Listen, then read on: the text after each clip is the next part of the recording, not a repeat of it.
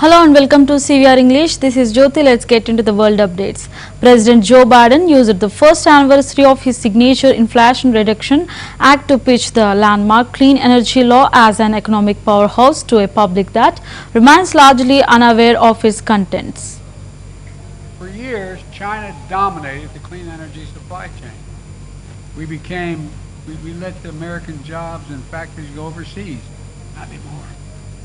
We are building it here and sending the product over there. Folks, this law is transformative. And it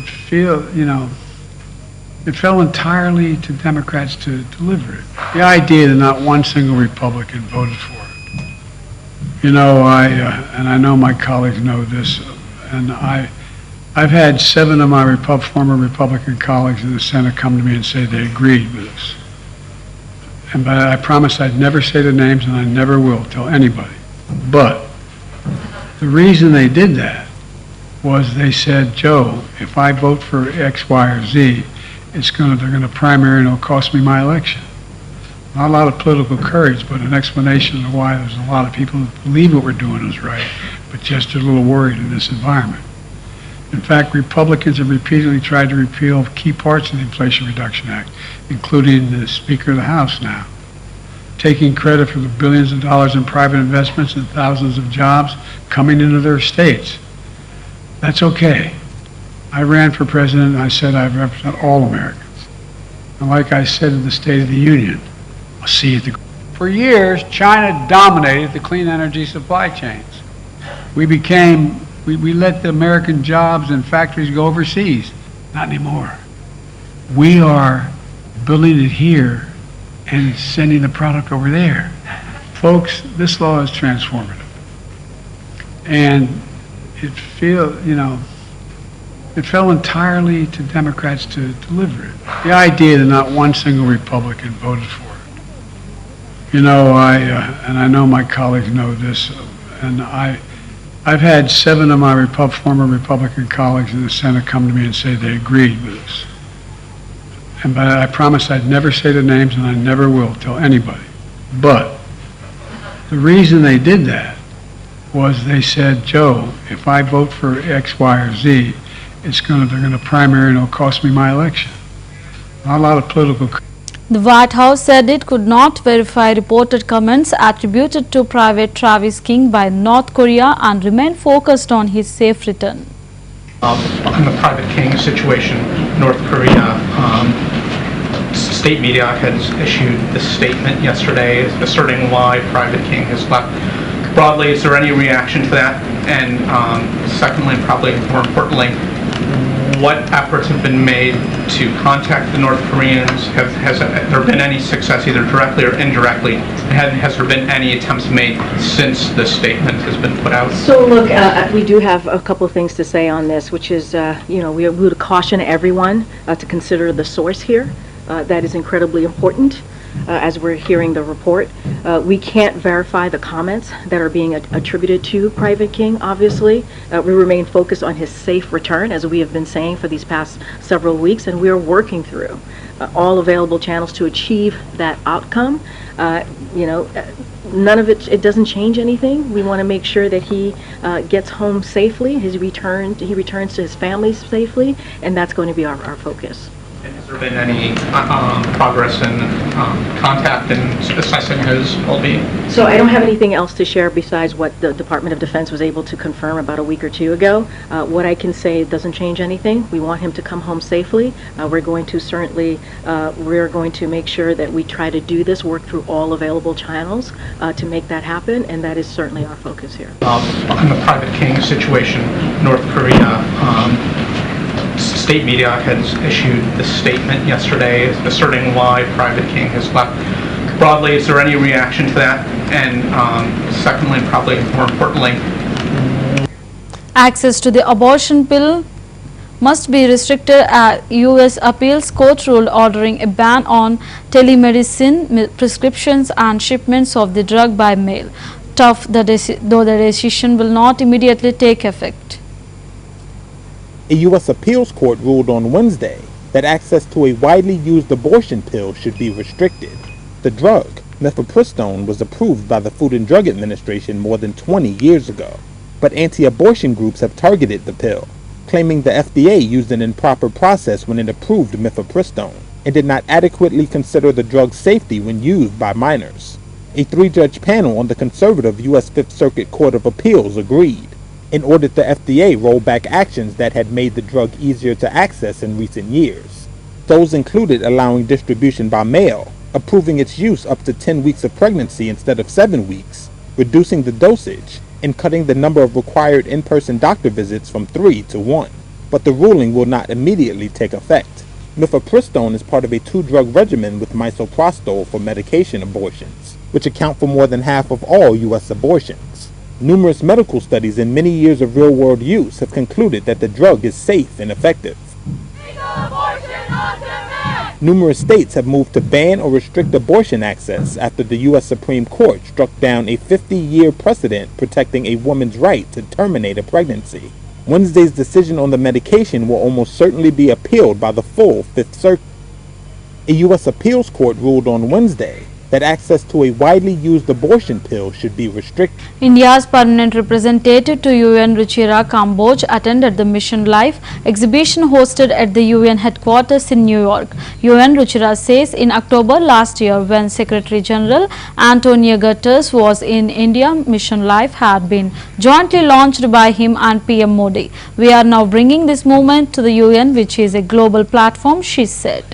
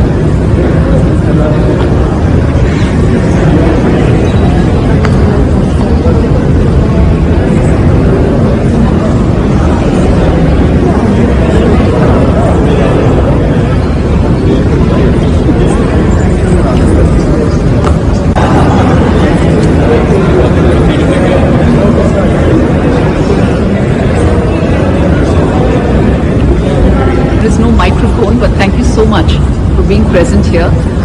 Thank you to all my friends that I'm seeing here in such large numbers. Really appreciate that. Well, we are here today to inaugurate a short 2-day exhibition on Mission Life. And the idea is very simple, as I was telling Mohan. Basically, simple steps that all of us can take to save the climate. It's as simple as that. But the difference is that this is not a government-driven program. It has to be a mass movement. What we hope is pro-planet people who take small steps every day in their daily lives to save the environment. I think that is the idea of Mission Life. And you might ask me, where did the UN angle come in? Well, first and foremost, it is being shown here at the United Nations. But in October 2022, which was last year, and I was very much privileged to be a part of that process, Secretary General Antonio Guterres and Prime Minister Narendra Modi had launched the Life Initiative in Gandhinagar, Gujarat. And at that time, in the course of the launch, many world leaders had spoken in favor of this movement, as did the SG. And the gist of that was that climate is perhaps the most serious problem that all of us face today. Indeed, it is existential.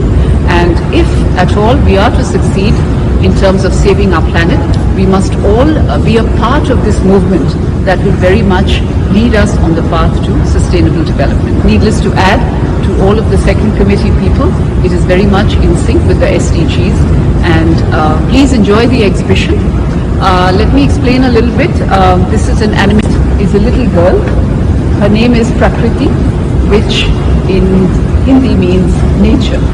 So the message is take care of the environment, because if you take care of the environment will take care of you. And here she is at the center, and we try to make our best to make the exhibition very eye-catching.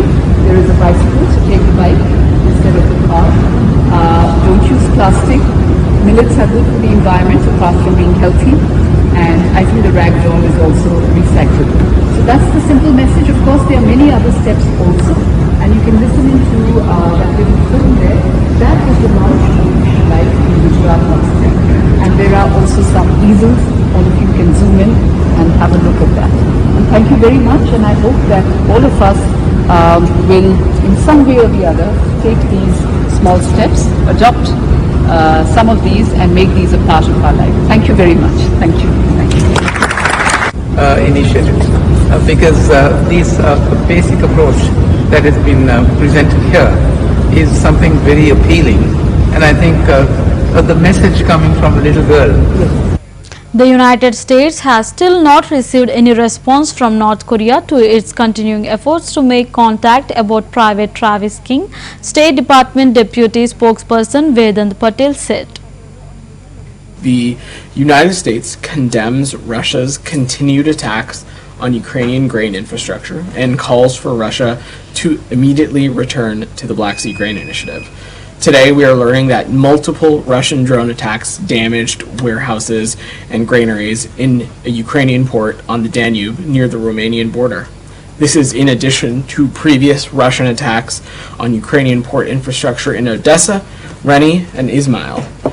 This escalation demonstrates Moscow continues to prevent grain and foodstuffs from reaching those who need it most throughout the world. It is unacceptable.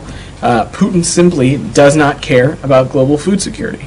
Such actions by the Kremlin negatively affect Ukrainian farmers and all those around the world who are most vulnerable to food insecurity.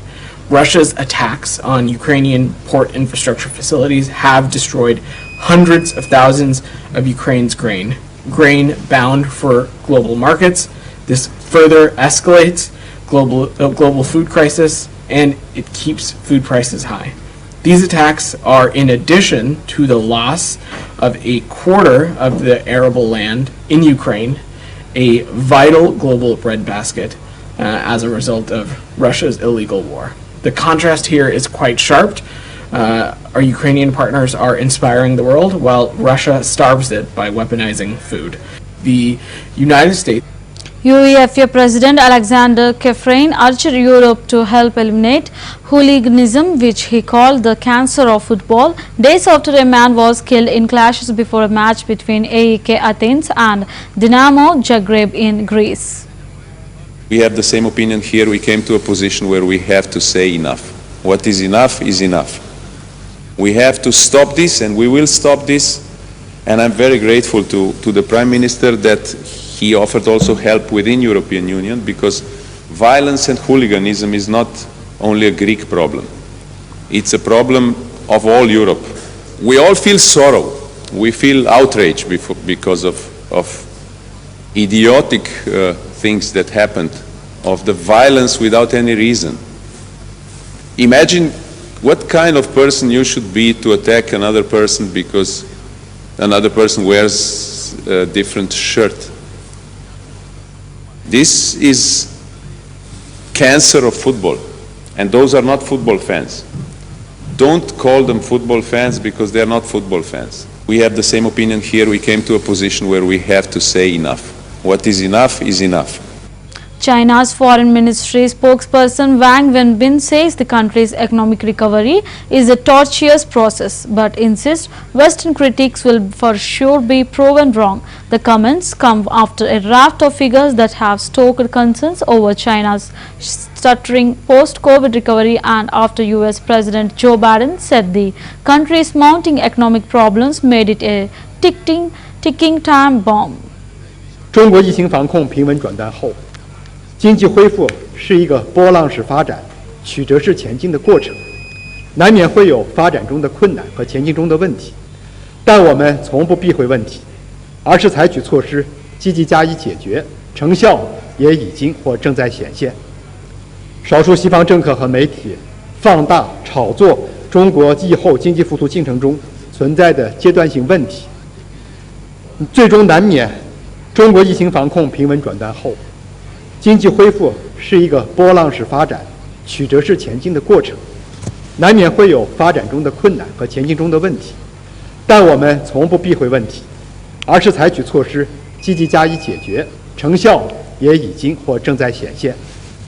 少数西方政客和媒体放大炒作中国疫后经济复苏进程中存在的阶段性问题，最终难免中国疫情防控平稳转淡后，经济恢复。Rishi Sunak has been accused of being woefully out of touch after claiming people do not fully understand the level of government support for household energy bills.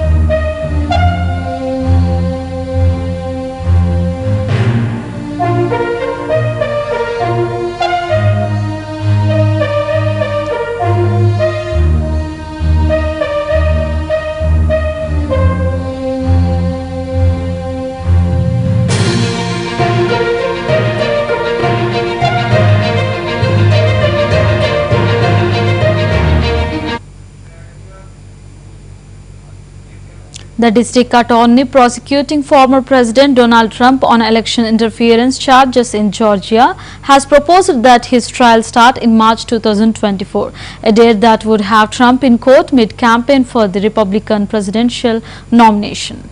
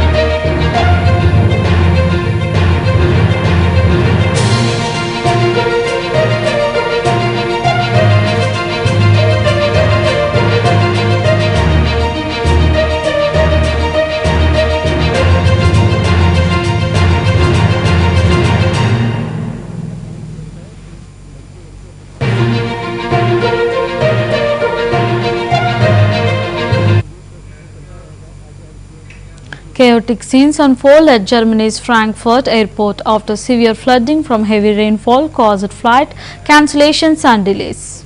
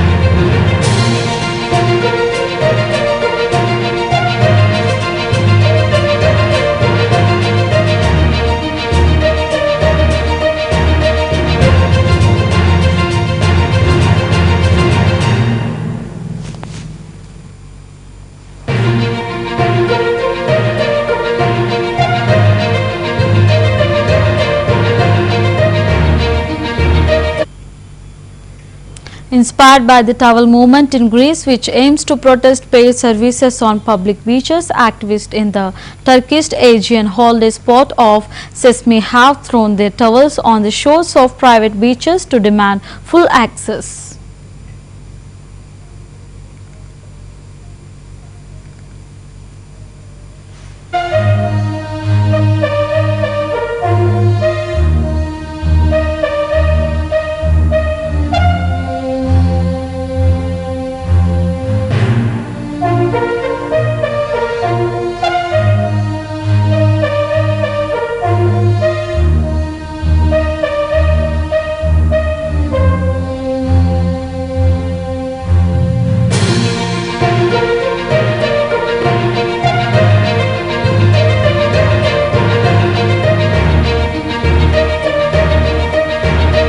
The locals enjoy the peacefulness here. So we do not want it to be taken by businessmen who care about the money and not about the nature and the vibe, the special calmness that Paros has to offer.